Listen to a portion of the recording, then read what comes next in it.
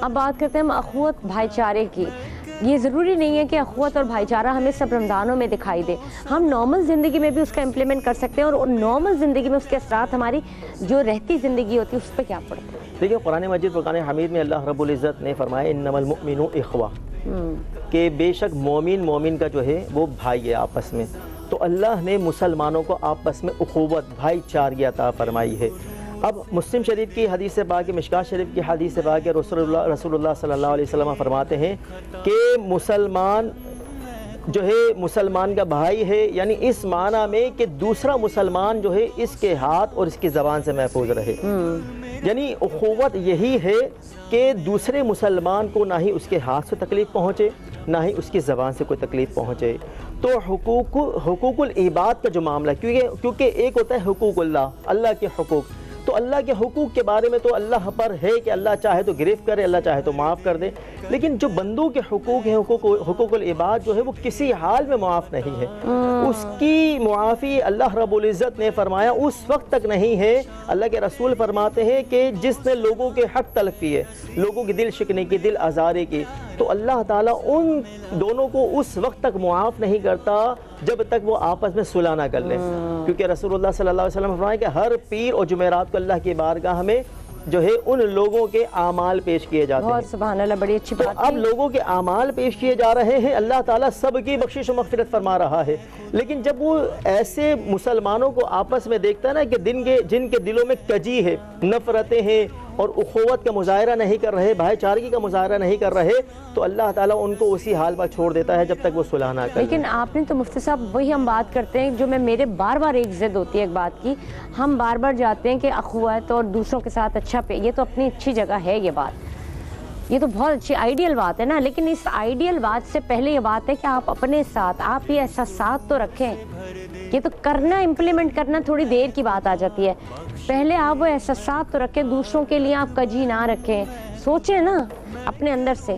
یہاں تو سگے بہن بھائی ہوتے ہیں, سگے رشتہ دار ہوتے ہیں. آپ کا سگا بھائی یا سگی بہن تکلیف میں, آپ کو پوچھتے نہیں ہیں, ان کو پتہ ہے, ان سے بات ہو رہی ہے کہ یہ شدید تکلیف میں, اور ظلم کرنے والے کا بھی پتہ ہے انہیں, اور وہ کہتے ہیں یار چاہے میری بہن کا گھر ہے, چاہے میں کیوں پڑھوں ان کے پھڈے میں, یا میں کیوں ان کو دلاسا دوں جا کے. تو یہ سب بھی تو ہو رہا ہے دنیا میں. اصل میں ساری اس کی بنیادی وجہ جو ہے وہ ہے دین سے دوری.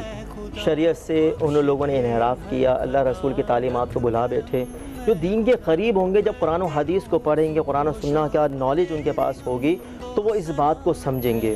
اب دیکھیں نا, یہاں رسول اللہ صلی اللہ علیہ وسلم یہ حدیث پاک جو ہے حضور علیہ السلام کی ملتی ہے, جو کسی مسلمان کی, اب وہ مسلمان چاہے وہ بہن ہو یا بھائی ہو, کوئی بھی رشتہ دار ہو, حضور صلی اللہ علیہ وسلم فرماتے ہیں جو دنیا میں رہتے ہوئے اس کی رنج اور مصیبت کو, تکلیف کو دور کر دینا, تو اللہ تعالیٰ جو قیامت کی خطرناک مصیبت ہے اس سے وہ دور کر دے گا.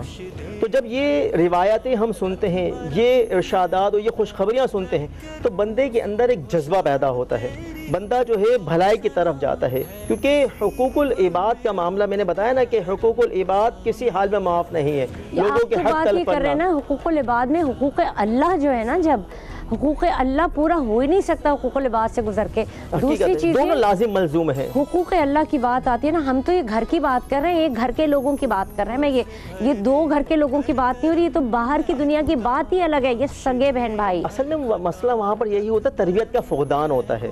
ظاہر سی بات ہے تربیت نہیں ہوگی, والدین اگر ان کو جو ہے اچھے ماحول سے, دینی ماحول سے دور رکھیں گے, ان کو مذہب کی طرف, اسلام کی طرف راغب نہیں ہونے دیں گے. کہ دنیا داری اتنی پڑ گئی ہے, ہر بندہ سوچتا ہے کہ ہم کیوں اس کے معاملے میں پڑے. اگر ہماری بہن تکلیف میں ہے, ہماری بھابھی تکلیف میں, تو بھاڑ میں جائے. Why should I keep like, ہم کیوں اس سے جا کے اس سے اس کا حال پوچھیں یا اس کی تکلیف پوچھیں. کیا پتہ ہمارا بھائی اس کو اتنی تکلیف دے رہا ہو, تو یہ سوال تو ہوگا نا اللہ کے یہاں. حقیقت ہوگا, کیونکہ ظاہر سی بات ہے, اور ظالم کا ساتھ دینے والے بھی تو یہی لوگ ہوتے ہیں جو کھڑے نہیں ہوتے. حقیقت ہے, یہ بات تو ہے آپ کی کہ جو ہے اس صورت میں جو ہے, جو اگر دیکھا جائے, ظاہر سی بات ہے ان کے عیوب کو چھپانا یہ بھی جو ہے آپس میں مسلمانوں کے لیے ضروری ہے کہ ان کے عیوب کا پردہ چاک نہ ہونے دیا جائے.